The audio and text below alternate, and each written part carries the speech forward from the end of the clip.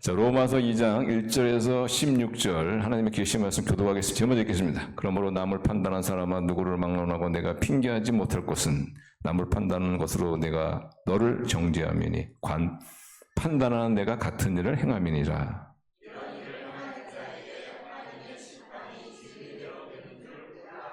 이런 일을 행하는 자를 판단하고도 같은 일을 행하는 사람아 내가 하나님의 심판을 피할 줄로 생각하느냐.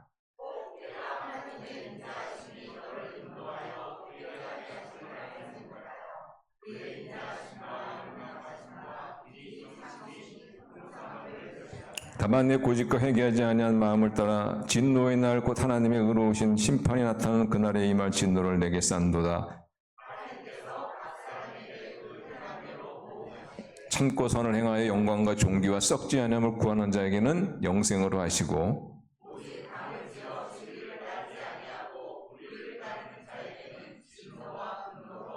악을 행하는 각 사람의 영에는 혼란과 공고가 있으니 먼저는 유대인에게요 그리고 헬레인에게요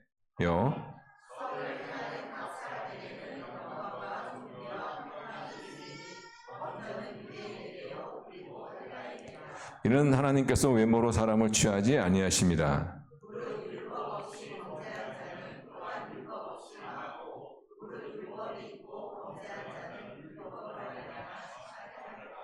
하나님 앞에서는 율법을 듣는 자가 의인이 아니요 오직 율법을 행하는 자라야 의롭다 하심을 얻으리니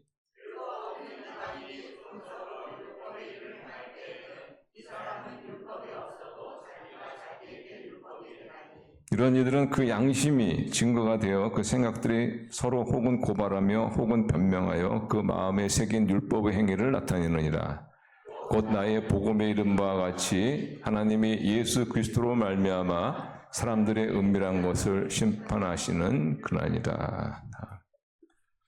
오늘 설교 제목이 부끄럽지 않는 심판이라는 제목을 가지고 하나님 말씀 나누도록 하겠습니다.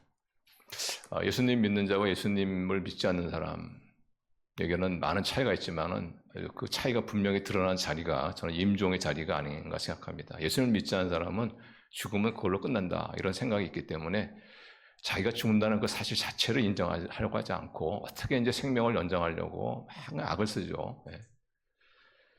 저라도 예수님을 믿지 않았다면 그럴 것 같아요. 그러나 예수님을 믿는 사람은 죽음이란 관문을 통과하면은 하나님을 만난 날이요 천국 가는 날이다. 이것을 알기 때문에 의연하게 오히려 그 임종의 자리에서도 감사의 마음으로 임종을 맞이하는 편안하게 임종을 맞이하는 것을 볼 수가 있습니다.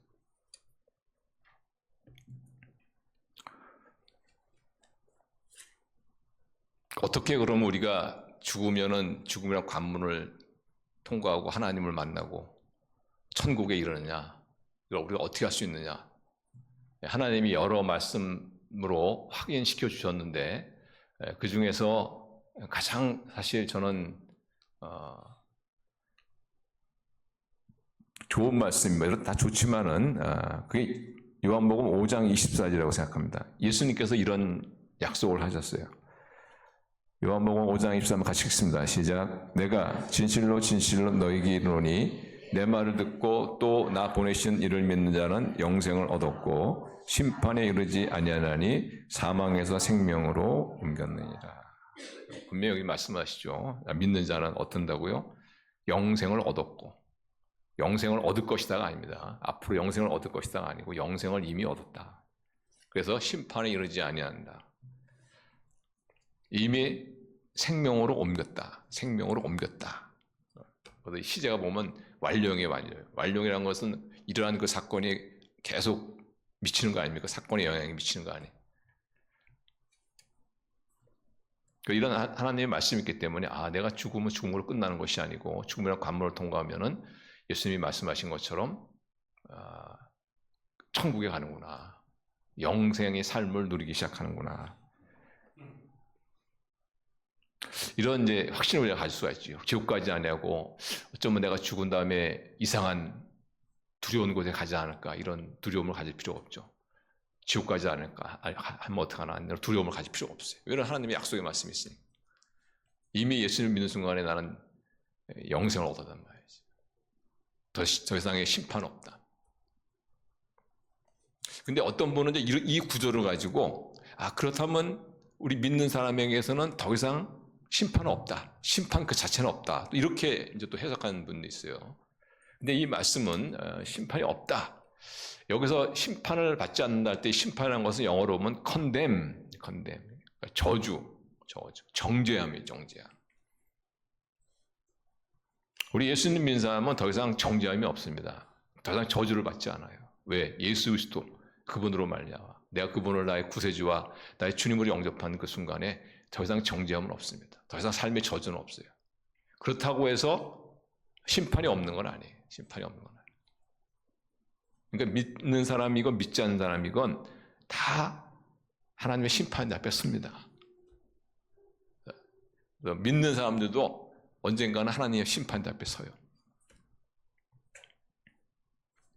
물론 우리는 압니다. 심판 앞에 섰을 때 그 결과가 어떤지 우리는 알아요. 그렇기 때문에 우리는 뭐 두려워할 필요는 없죠. 왜냐하면 예수 그리스도 그분의 힘입어서 어떠한 심판의 결과가 나올 걸 우리는 알기 때문에 우리가 그 결과에서 두려워할 필요는 없지만은 그러나 그렇다고 해서 심판이 없는 게 아니에요. 심판이 없는 게. 인생에 대해서 뭐 여러 가지로 얘기합니다만 뭐 인생은 연속곡이다 뭐 그런 사람도 있고 뭐 합니다만 저는 인생은 뭐냐를 정의한다면 저 가장 좋은 게 인생은 출장이다 이렇게 저는 명명해요. 인생은 출장이다. 여러분이 어떤 회사에 소속이 되어 있는데 그 소속된 회사에서 어디 출장을 가게 됐어요. 그러니까 출장 갔다 오면은 뭘 합니까? 반드시 보고를 해야지. 보고서를.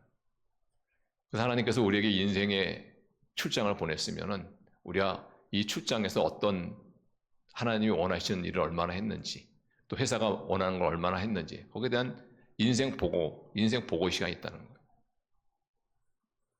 그러니까 인생을 보고할 때 그때는 겉으로 드러난 삶만이 아니고 그가 한평생을 살아오면서 마음에 품었던 동기라든가 생각들이라든가 그가 행했던 모든 행동들이라든가 말들 이런 것에 대해서 낱낱이 하나님이 드러내시고 심판하신다는 것.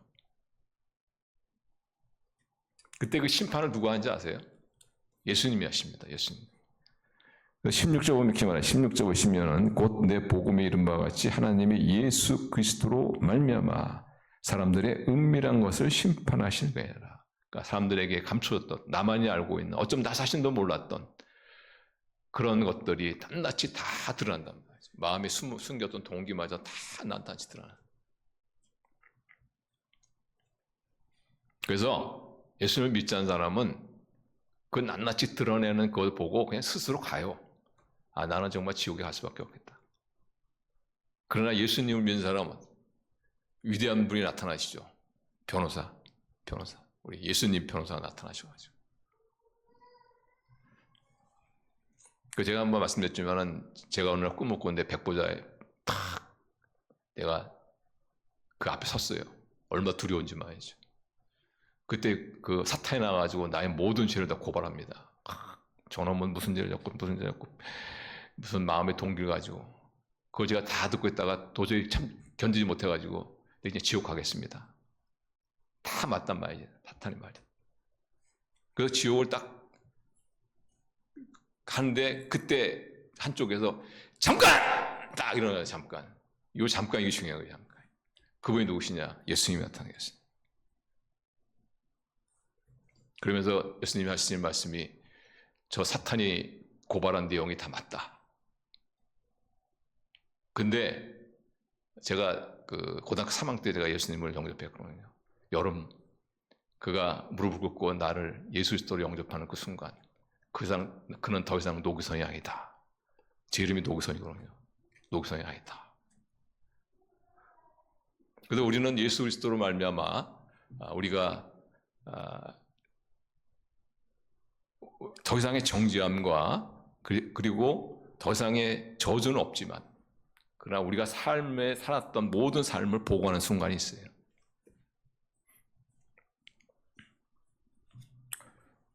그때 심판 앞에 우리가 어떤 평가를 받을지 그 순간이 있다는 거죠. 순간이.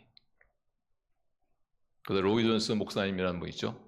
그 웨스트민스터 채플을 인도하신 그분이 쓴 참 그 설교집은 대단합니다. 많은 분들이 거기서 많은 영감을 받는데 그분이 늘 하는 말이 그거예요. 나는 내 마음속에 항상 언젠가는 내가 하나님 앞에 선다. 하나님의 심판 앞에 서서 내가 살았던 모든 삶을 다 평가받는다.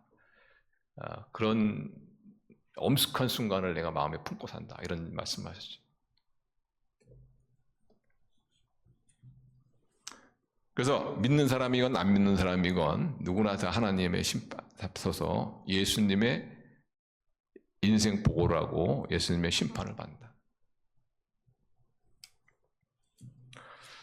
근데 사실 이게 사실인데, 성경 만약 사실인데 이것을 사실 우리 믿는 분들은 좀 가볍게 생각하는 경향이 있는 것 같아요. 가볍게 생각하는. 그래서 책임감 있는 삶을, 불성실한 삶을 사는 그런 경향이 없잖아 있는 것 같습니다. 근데 사실상 우리가 마지막 심판 앞에서 그날을 준비한다는 것은 축복이에요. 축복입니다. 결국은 우리 인생이 어떤 모든 인생에 대한 내용이 결국 그 한순간에 한순간에, 그러니까 우리 인생에 있어서 가장 중요한 순간이죠. 가장 중요한 순간. 그래서 우리가 그 중요한 순간을 준비하며 산다는 그 자체를 우리가 알고 믿는다는 건 대단히 축복된 거예요. 축복된. 그런 걸 아는 사람이 어떻게 해요? 그러면은 준비하지 않겠습니까? 그러면은 부끄러운 심판을 받지 않잖아요. 수치스러운 심판을 받지 않잖아요. 그래서 오늘 우리 본 말씀을 가지고 우리가 언젠가는 다 예수님 심판 앞에 서서 예수님부터 심판을 받을 텐데 그때 정말 부끄러운 심판이 아닌, 수치스러운 심판이 아닌, 정말 하나님께 칭찬 듣고 영광스러운 그런 심판, 이런 걸 받기 위해서는 어떻게 되냐? 자랑스러운 모습으로 서기 위해서는 어떻게 되냐? 첫째로 따라서 자신의 죄를 찾아서 고백한다. 이겁니다. 자신의 죄. 그래서 5절 보시면 나오죠. 5절 보시면 로마서 5장 5절 보시면 다만 내 고집과 회개하지 아니한 마음을 따라 진노의 날, 곧 하나님의 의로우신 심판이 나타나는 그날에 있을 진노를 내게 쌓는다. 그러니까 이것을 뒤집어 말하면, 긍정으로 말하면 회개하면 어떻게 해요? 진노가 없다는 얘기죠. 하나님의 진노가 없다는 얘기죠. 왜 미리 죄를 찾아서 회개하는 거예요? 우리가 마지막 심판 때 섰을 때 우리가 당하거나 부끄러운 그런 심판이 아닌 정말 아름다운 그런 모습으로 서기 위해서는 내 자신의 죄를 찾아서 미리 회개한다. 우리가 우리의 죄를 회개하면은 하나님이 어떻게 하십니까? 어떻게 처리하시냐면은, 자, 요한일서 1장 8절 9절. 요한일서 1장 8절 한번 같이 읽어요. 시작. 만일 우리가 죄가 없다고 말하면 스스로 속이고 또 진리가 우리 속에 있지 아니할 것이요. 만일 우리가 우리의 죄를 자백하면 그는 미쁘시고 의로우사 우리 죄를 사하시며 우리를 모든 불의에서 깨끗하게 하시고. 우리가 우리의 죄를 찾아서 회개하면은 어떤 일이 일어났냐? 하나님께서 우리를 용서하실 뿐만 아니라 깨끗하게 하실 뿐만 아니라, 히브리서 8장 12절 보시면 내가 그들의 불의를 긍휼히 여기고 그들의 죄를 다시 기억하지 아니하리라 하셨네. 그러니까 우리가 우리의 죄를 찾아서 회개하면 하나님께서 어떻게 하시냐? 용서하시고 깨끗하게 하시고 기억하지도 아니하시네. 기억을 못하는데 어떻게 심판을 하시겠어요? 기억을 못하시네.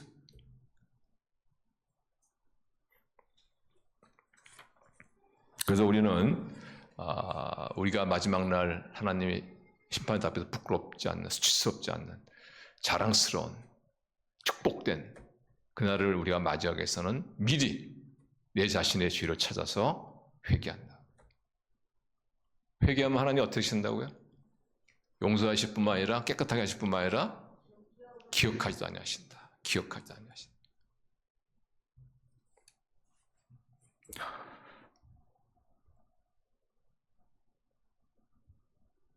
그래서 우리가 이것이 참 중요한데, 근데 문제는 뭐냐면은 참 인간이 가지고 있는 죄성 가운데 굉장히 좀 두터운 죄성 중에 하나가 뭐냐면은 자신이 죄인이라는 것을 느끼지 못한다는 거예요. 자신이 죄를 스스로 찾아서 회개하면 너무너무 좋은데, 근데 문제는 뭐냐면 자신이 죄가 있다는 것을 잘 느끼지 못한다. 오늘 편지를 읽는 유대인들도 마찬가지입니다. 이 말씀을 쭉 자, 1절 보세요, 1절. 자, 1절 같이 읽어요. 시작. 그러므로 남을 판단한 사람아 누구를 막론하고 내가 핑계하지 못할 것은 남을 판단하는 것으로 내가 너를 정죄함이니 판단한 내가 같은 일을 행함이니라. 그러니까 이런 하나님의 심판은 이방인들에게 해당되는 것이지 하나님의 백성에 우리에게 해당되는 것이 아니다 이렇게 생각하고 있는 거예요. 저 죄인 이방인들, 저 죄 많은 이방인들에게 하나님의 심판에 해당되는 것이지 우리 같은 사람들, 유대인들에게 해당되지 않는 거다. 왜 그런 얘기를 합니까? 유대인들이 자기 안에 있는 자기 죄를 못 보는 거예요.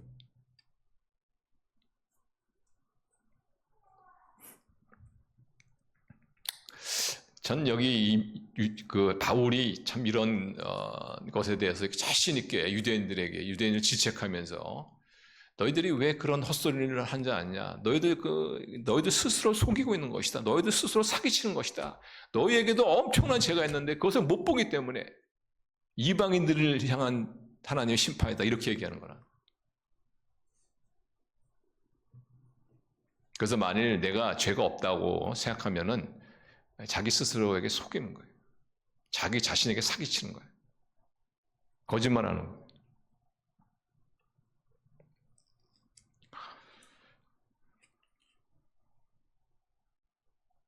우리가 우리의 죄를 왜 못 보느냐? 죄가 눈에 띄지 않는 게 아니에요. 죄가 눈에 띕니다. 띄는데 그 죄가 남의 죄는 굉장히 커 보여요. 거기에 비해서 자기의 죄는 거의 보이지가 않아. 그래서 남이 고집된 거는 똥고집으로 보이고 자기 고집된 거는 카리스마로 보이고 남이 무자비한 거는 무자비한 거로 보이지만 자기가 무자비한 거는 아주 냉철한 지성 뭐 이렇게 남이 거짓말하는 거는 거짓말하는 걸 보이는데 자기가 거짓말하는 것은 선한 거짓말이다 이렇게 보는 거예요. 그래서 상대적으로 내 자는 별거 아니다. 별거 아니다.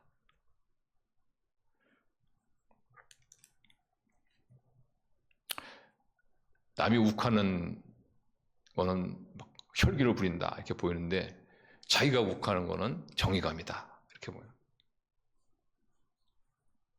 그래서 요한일서 한번 다시 보세요. 요한일서 1장 8절 9절 한번 다시 한번 보세요. 거기 보시면 나오죠. 여기 구절이 중요합니다. 만일 우리가 여기 우리에는 누가 포함된 겁니까? 사도 요한. 나도 그렇다는 거다. 나도 외에는 아니라는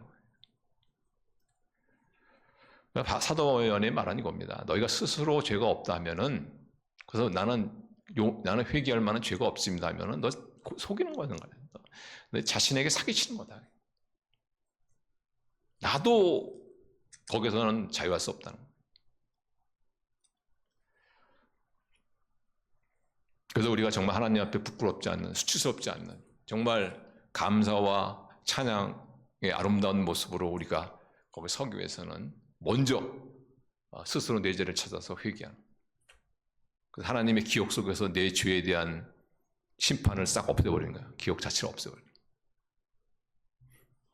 근데 문제는 뭐냐면 우리 내 자신이 죄인인 것을 잘 못 본다는 거죠. 그러면 우리가 어떻게 하면 우리 죄를 깨달을 수 있느냐?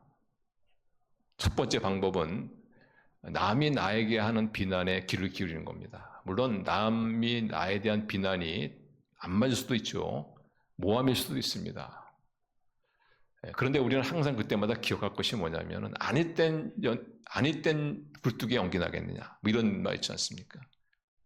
내가 저 사람한테 평소에 어떤 모습을 보였길래 저 사람이 나에 대한 이런 근거 없는 이야기를 하는가? 그러니까 남의 어떤 비난에 귀를 기울일 수 있어야 돼요. 그때 자신을 돌아보는 기회로 삼을 수 있어야 돼요. 기회로 삼을 수 있어요. 무조건 저 사람은 잘못됐다. 저 사람은 나를 모함하는 거다. 그렇게 하지 마세요.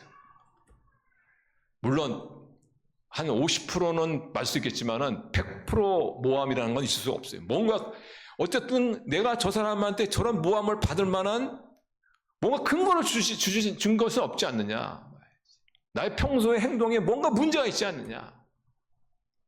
돌아보는 거예요.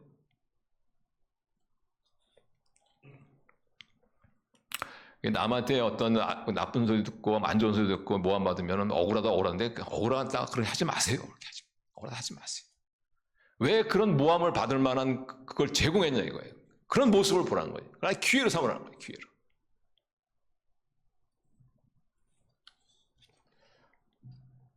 그래서 우리가 정말 남의 비판에 겸허하게 귀를 기울일 때, 그리고 그걸 통해서 정말 자신을 돌아볼 때, 그때 나는 몰랐었는데 나에게 이런 문제가 있었구나 하는 것을 발견하게 되는 거예요.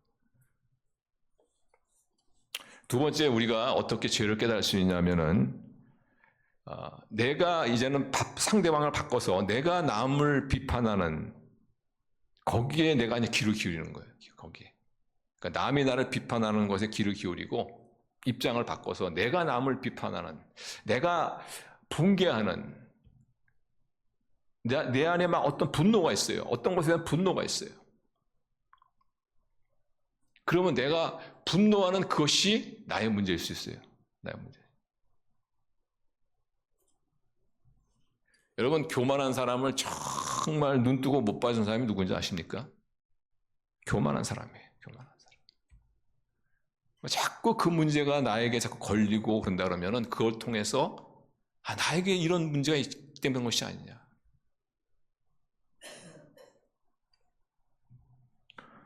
내가 무엇을 갖고 붕괴하는가? 한번 찾아보세요, 여러분. 어떤 분은 그 돈 많은 사람에 대한 증오심이 있어요.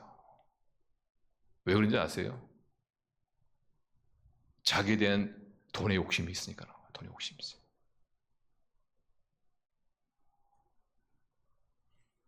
그 다음에 세 번째로 성찰하는 시간을 꼭 가져야 합니다. 정기적으로 가져야 돼요.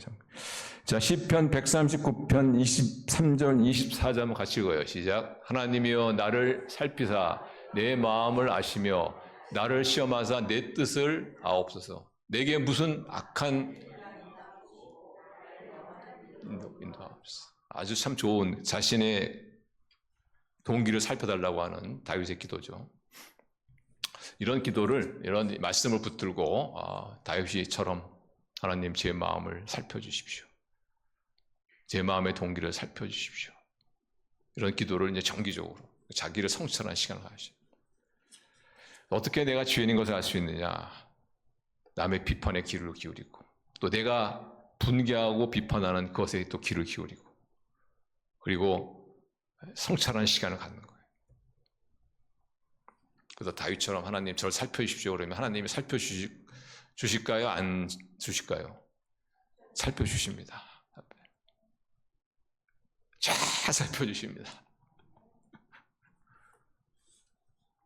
그때 나에게 하나님께서 생각나게 하신 것, 또는 남의 비판을 통해서 내가 깨달은 것, 또는 내가 평소에 가지고 있는 분노 속에서 내가 또한 내 마음이 또 그쪽으로 향했던 것들, 이런 것들을 발견하고 어떻게 해요? 회개하는 거죠. 하나님께서 어떻게 하십니까? 용서하시고 깨끗게 하시고 기억하지 아니하신다. 그럼 우리는 하나님 앞에 부끄럽지 않는, 수치스럽지 않는, 자랑스러운 그런 모습으로 다 서시는 저와 여러분 될 수 있기를 바랍니다. 심판 대신 예수님 앞에 부끄럽지 않는 심판을 받기 위해서는 두 번째로 따라하겠습니다. 행함으로 믿음을 증명하라.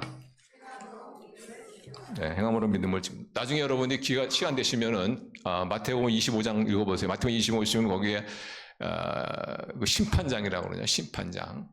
네, 거기 보시면은 그 사람을 두 부류로 나누죠. 두 부류로 나눠서 오른편 사람, 왼편 사람 해가지고, 혹시 마태복음 말씀 있나요? 25장 한번 보세요. 25장. 네. 양은 그 오른편에, 염소는 왼편에 두니라 하면서 거기 말씀이 나오는데, 거기 보시면은 먼저 오른편에 있는 그런 사람을 향해서 예수님께서 칭찬하시죠. 너는 내가 굶주렸을 때 먹을 걸 주었고, 목마를 때 마실 물을 주었고, 내가 옥에 있었을 때 나를 돌아봐서, 이런 말씀 하시거든요. 근데 그때 그 얘기를 듣던 사람들이 우리는 그런 적이 없는데요, 뭐 이런 얘기를 한단 말이죠. 그리고 또 이 염소에 해당되는 사람은 내가 목마를 때 너희가 마실 물을 주지 않았고, 내가 배고플 때 너희는 먹을 것을 주지 않았고, 내가 옥에 갇혔을 때 너희는 나를 찾아봐 주지도 않았다. 이런 얘기를 하시죠. 그래서 이런 말씀을 이렇게 쭉 이렇게 읽다 보면 어떤 분은 어떻게 이 말씀을 어떻게 해석하냐면은 그러면 행함으로 구원을 받는 것이냐? 목마를 때 마실 물을 주고 배고플 때 먹을 것을 주고 그 사람이 어려운 가운데 있을 때 그 사람을 찾아가 위로해 주는 그걸 통해서 우리가 구원을 받는 것이냐? 근데 여기서 예수님께서 하신 말씀의 요지는 뭐냐면은 행함으로 구원받는다는 것이 아니에요.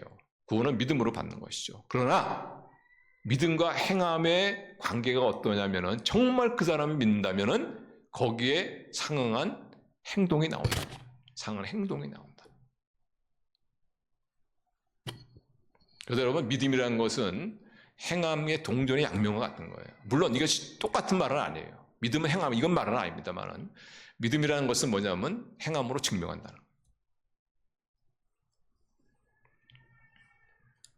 우리 지난주에 우리 유한 선교사님 오셔서 이렇게 또 귀한 말씀 전해 주셨는데 우리 기니비스 목장에서 또 제가 헌금도 이렇게 많이 또 준비하셔가지고 참 다시 한번 감사하다는 또 말씀도. 근데 기니비스 목장에서 한 번은 우리 등산 가자 이렇게 결의를 했어요. 근데 등산하기 전날에 일기예보가 딱 떴는데 돌풍이 오고 됐어. 그럼 어떻게 해요? 등산 취소하겠죠. 그 일기예보를 믿는 사람은. 근데 일기예보를 믿지 않는 사람은 어떻게 했습니까? 가겠죠, 그냥 가겠죠. 결국 우리의 믿음이라는 것이 뭐냐? 그 행동으로 증명한다는 거예요, 행동으로. 우리가 예수님 앞에 섰을 때 심판받는 게 뭘 심판받는지 아세요? 우리 믿음이 심판받는 거예요. 근데 예수님께서 우리의 믿음을 심판할 때 어떻게 하실 것 같아요? 행함을 보고 아시겠죠? 행함을 보시고.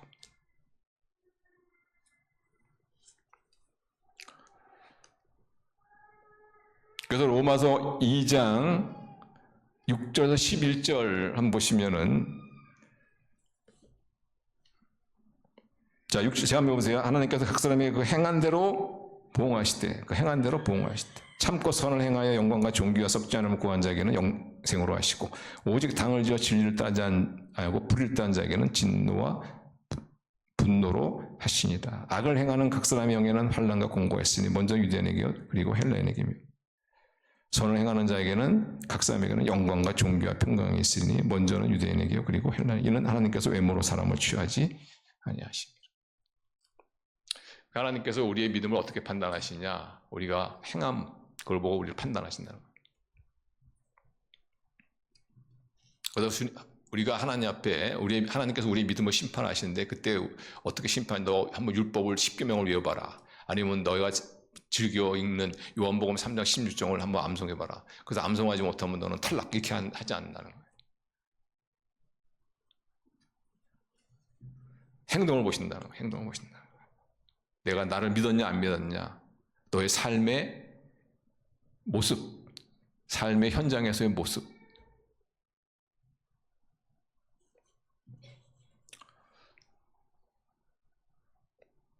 그러니까 다시 말하면 너 믿냐? 한번 보자 이런 뜻입니다. 너 믿냐? 한번 보자. 너 믿냐? 너 행동 한번 보자. 정말 네가 믿는지 안 믿는지 한번 보겠다. 그래서 가끔 우리 교회는 뭐 그런 분이 안 계시지만 가끔 보면은 내가 예수를 믿는다고 하면서도 뭐 세상 사람과 전혀 다를 바 없는 그런 삶을 사는 사람이 있어요. 물어보면 구원받았대요. 구원의 확신도 있어요. 근데 저는 참 그럴 때 좀 약간 참 당황스럽습니다. 어떻게 삶에 아무런 변화가 없는데 어떻게 저렇게 구원받다고 당당하게 얘기할 수 있을까? 그분은 아마 예수님을 주님으로 영접하는 그 믿음을 지적 동의로 생각하는 게 아니냐. 그냥 예수님 믿습니다. 지적 동의, 그걸 믿음으로 생각하는 것은 아닌가. 아니면 내가 예수님을 주님 영접하는 그 기도를 따라했다는 것이 내가 구원받다는 그렇게 생각하는 건 아닌가. 여러분 우리가 예수님을 주님을 영접합니다. 기도를 따라했다고 구원받는 게 아니에요. 예수님은 나의 구원자라고 지적으로 동의했다고 구원받는 게 아니에요. 예수님을 나의 주님으로 내가 받아들여야 돼. 내 삶의 주인으로 내가 받아들여야 돼. 그래서 정말 내가 예수님을 나의 주인으로 받았다면 그것이 삶의 어떤 변화나 행동으로 나타나지 않겠습니까? 예수님을 주님으로 나의 주인으로 영접했다고 하면서 침례받기를 거부한 분이 있다면 예수님께서 침례받으라고 했는데 주인 되시는 예수님이 침례받으라고 했는데 그래서 끝까지 거부한다면 그게 어떻게 예수님을 주인으로 믿는다고 말할 수 있냔 말이에요. 아니지 그거는.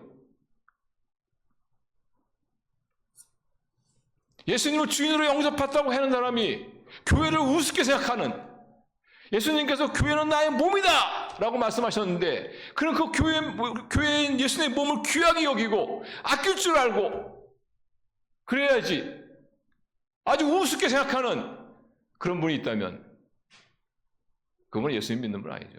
가짜지 가짜.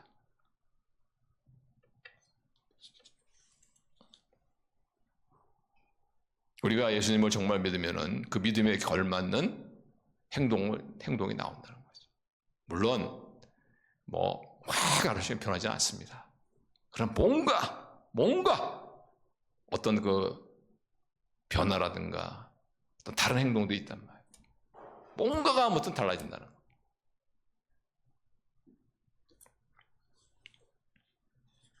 우리 행함을 믿음으로 증명하시는 성도님 되시기 바랍니다. 자, 마지막으로 우리 하나님 앞에서 부끄럽지 않는 그런 모습을 쓰려면은 마지막으로 양심을 쫓아 살아야 한다. 따라하겠습니다. 양심을 쫓아 살아야 한다. 자, 우리가 전도하다 보면 이런 질문을 가끔 받을 때가 있습니다. 뭐냐면은 그러면 예수님에 대한 이야기를 듣지 않고 지금 우리 선조들은 어떻게 되는 겁니까? 여기에 대해서는 성경이 사실 정확하게 이야기하고 있지 않지만 오늘 본문 말씀에 어느 정도 좀 힌트를 얻을 수 있는 말씀이 있어요. 그게 14절에서 16절입니다. 14절에서 16절. 자, 한번 같이 읽어요. 시작. 율법 없는 이방인이 본성으로 율법을 행할 때에는 이 사람은 율법이 없어도 자기가 자기에게 율법이 되나니 이런 이들은 그 양심이 증거가 되어 그 생각들이 서로 혹은 고발하며 혹은 변명하여 그 마음에 새긴 율법 행위를 나타내느니라. 곧 나의 복음의 이름과 같이 하나님 예수 그리스도로 말미암아 사람들의 은밀한 것을 심판하는 것. 여기 보시면은 왜 사람이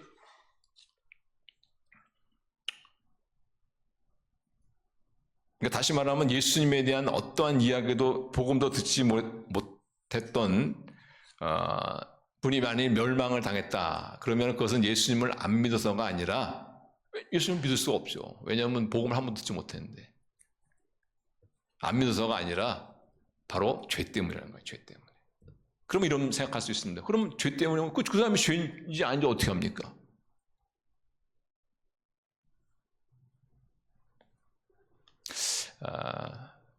왜냐하면 계명을 모르니까 죄인지 아닌지 어떻게 모르죠, 그죠? 그때 바울이 하는 말이 뭐냐면은 정확하지는 않지만 객관적이진 않지만 그런 하나님께서 양심이라는 걸 주었기 때문에 그 양심이 어느 정도의 죄로서의 판단 기준의 역할을 한다는 거예요. 그래서 여러분 우리가 양심이라는 것은 객관적이지 않습니다. 양심이라는 것은 주관적인 거예요. 그래서 주관적인 거예요, 양심은. 그렇지만 주관적이지만 객관적이진 않지만 주관적인 양심을 통해서 이 죄라는 것을 안다는 거예요. 근데 그것을 양심을 거스르면서 그것을 한다는 것은 곧 죄를 짓는다는 얘기예요.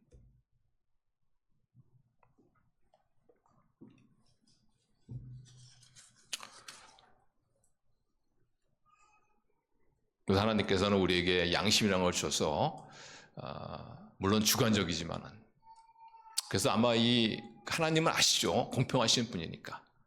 그래서 이 복음에 대해서 한 번도 듣지 못하고 그냥 돌아가신 분도 하나님은 하나님이 주신 그 양심을 통해서 그분을 판단하실 거예요.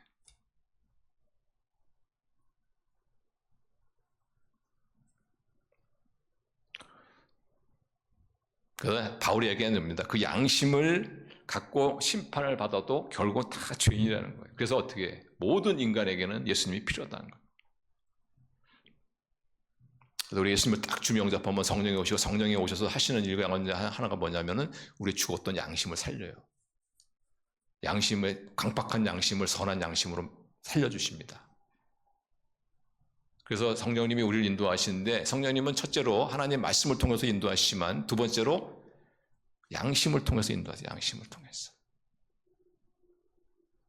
그래서 여러분 재밌는 거는 구약에 보시면은 하나님의 계명이 분명히 나오죠. 뭐 도둑질하지 말라 계명이 나오는데 신약에 보시면 하나님의 계명이 이렇게 없어요. 왜냐? 성령님께서 우리를 양심을 통해서 인도하시기 때문에. 이것이 죄라는 것을 알려주시기도 하고 이것을 권면하시기도 하고.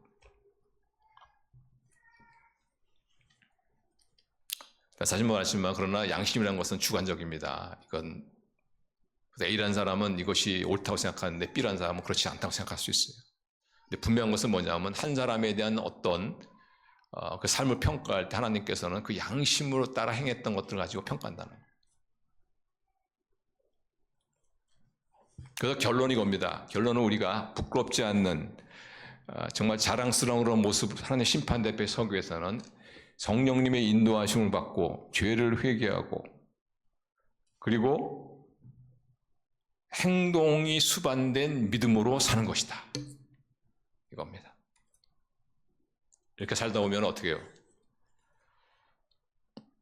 단순히 부끄럽지 않는 그런 삶이 아니라 행복한 삶을 살 수가 있어요. 그 7절 보시면 7절 보세요. 7절 우리 같이 읽어요. 시작. 참고 선을 행하여 영광과 존귀와 썩지 아니함을 구하는 자에게는 영생으로 하시고. 다시 말하면 성령의 인도하심을 받고 내 스스로 죄를 찾아서 회개하고 그리고 믿음으로 사는 삶을 살다 보면은 첫 번째 뭐냐면 영광이에요. 영광은 이미 제가 자주 말씀드려 아시죠? 영광이라는 것은 하나님의 능력이 가시적으로 나타나는 겁니다. 다시 말하면 우리의 삶 가운데 초자연적인 역사를 한다는 거예요. 하나님의 능력의 역사를 한다는 거예요. 그 다음에 뭐예요? 존귀. 존귀는 뭐냐? 하나님으로부터 참 칭찬받는 삶이지만 또한 이웃으로부터 존경을 받는 삶이에요. 성령의 인도하심을 받고 죄를 회개하고 찾아서 그리고 믿음으로 사는 삶을 살다 보면은 이렇게 하나님 또 칭찬받는 삶뿐만 아니라 이웃으로부터 존경을 받는 그런 삶을 살게 된다는 거예요. 여기 보시면 영생이죠. 영생이라는 것은 영원히 오래 사는 것을 말하는 것이 아니고 하나님과의 영원한 사랑의 관계를 말하는 거예요. 하나님과의 친밀한 관계를 말하는 거예요. 그 다음에 하나 더 추구한다면 10절 보시면 선을 행하는 각 사람에는 영광과 존귀와 평강이 있으리니. 평강이죠. 그래서 성령의 인도하심 받고 죄를 찾아 회개하고 믿음으로 살다 보면은 우리의 삶 가운데 평강이 있다는 거. 평강이 뭐죠? 하나님과 나와의 평화스러운 관계, 나와 이웃과의 평화스러운 관계. 그래서 우리가 단순히 부끄럽지 않는 그런 심판을 한 것이 아니고 이 땅에서 우리가 행복한 삶을 살 수 있는 거예요. 어떻게? 성령의 인도함을 받고 뇌 죄를 찾아 스스로 회개하고 행동이 수반되는 믿음의 삶을 살 때 우리가 부끄럽지 않는 심판만이 아니고 이 땅에서 영광과 우리의 삶 가운데 하나님의 기적이 나타납니다. 여러분 믿습니까? 존귀와 하나님의 칭찬뿐만 아니라 이웃으로부터 존경을 받는 그런 삶을 살 수 있고 영생, 하나님과의 친밀한 관계 속에서의 삶을 살 수 있고 평화, 하나님과 평화를 누리고 이웃과 평화를 누리는 그런 삶을 구가하시는 그런 삶을 살다가 우리 모두 마지막 날 자랑스러운 모습으로 하나님 앞에 다 서시는 그런 저와 여러분 되시기를 주님의 이름으로 축원합니다. 기도하겠습니다.